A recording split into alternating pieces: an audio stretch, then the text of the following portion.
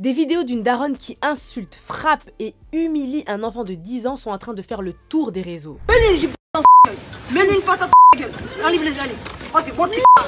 Tabasse-le. Tabasse-le. Au début, je me suis dit, purée, mais qu'est-ce qui se passe? Qui a encore fait chier Affida Turner? Ferme ta gueule. Mais non, en fait, c'est juste une daronne qui semble être en pleine crise de folie parce que son fils s'est fait griffer et qui décide de s'en prendre violemment à un enfant pour un bête conflit entre gamins. C'est pas fameux. Alors honnêtement, je sais pas comment en 2023 tu peux penser pouvoir faire un tel show sans penser qu'il y aura de lourdes conséquences, mais surtout en tant qu'adulte agir de la sorte. Pardon, tu cherchais à prouver quoi, madame? Les gens ont oublié qu'il y avait des lois ou c'est comment? Moi je dis que ça sent le guet-apens. Non mais je m'en remets vraiment pas de cette vidéo en fait.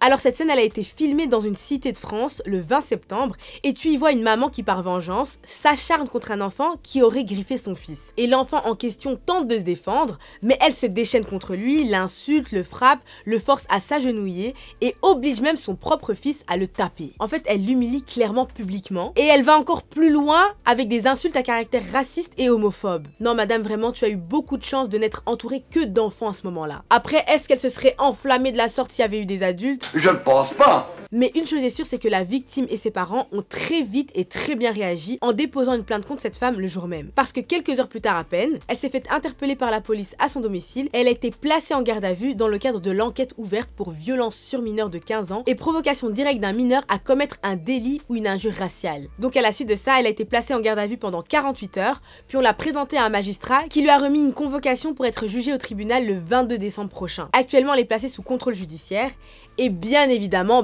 double peine pour elle, parce que maintenant, les gens la menacent et l'insultent à son tour. Donc maintenant, selon une source policière, elle a dû quitter temporairement son logement, le temps que ça se tasse et que ça se calme. Ça sent bon cette histoire. Et j'ai vu certains dire que oui, son fils se faisait harceler, que c'est pour ça qu'elle a réagi comme ça. Mais depuis quand aller frapper et harceler un enfant est une solution à ce genre de problème? Tu vas juste rentrer dans un cercle vicieux à ce rythme-là, et ça ne va rien résoudre du tout. Donc madame, si tu as besoin d'évacuer ta colère, va à la boxe, trouve quelque chose. Mais ce que tu as fait là, je pense que tu n'en réalisais pas les conséquences. Parce que juste pour rappel, juste comme ça, lever la main sur un enfant, le frapper avec un objet, le brûler, le droguer, l'étouffer ou même juste le bousculer, et bien tout ça, même si tu le fais une fois, c'est punissable par la loi.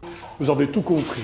Et que ce soit ton enfant ou pas. Parce que oui, ça constitue une infraction pénale. Et la sanction pénale, ça peut être soit une amende, soit une peine d'emprisonnement. Et elle va être plus ou moins importante selon le caractère volontaire ou involontaire de tes actes, la gravité des blessures, l'âge et même la personnalité de l'enfant. Et dans le cas présent, on est clairement sur des coups et blessures volontaires, puisque c'était totalement délibéré, dans le but de blesser l'enfant, avec les menaces et l'humiliation qu'elle inflige à la victime. En tout cas, c'est ce que semble montrer la vidéo. Mais bon, ça après, ce sera à la justice de trancher. Mais pour que vous ayez une petite idée, en France, en fonction de la gravité des blessures, si l'enfant a moins de 15 ans, l'agresseur encourt une amende de 75 000 € associée à 5 ans de prison. Et ça, c'est si les blessures ne sont pas graves. Mais ça peut aller jusqu'à 150 000 € d'amende et 10 ans de prison dans le cas où les blessures sont graves. En tout cas, moi je vous le dis, j'ai un neveu du même âge, donc ces images me restent vraiment en travers de la gorge, parce que cet enfant, même s'il ne s'en rend pas compte maintenant, c'est un vrai traumatisme qu'il a subi. Et j'espère vraiment que la justice fera son taf, parce que sous prétexte qu'un enfant est par définition plus faible, plus fragile, certains croient pouvoir leur infliger des maltraitances sans subir les conséquences. Tu vois les retombées?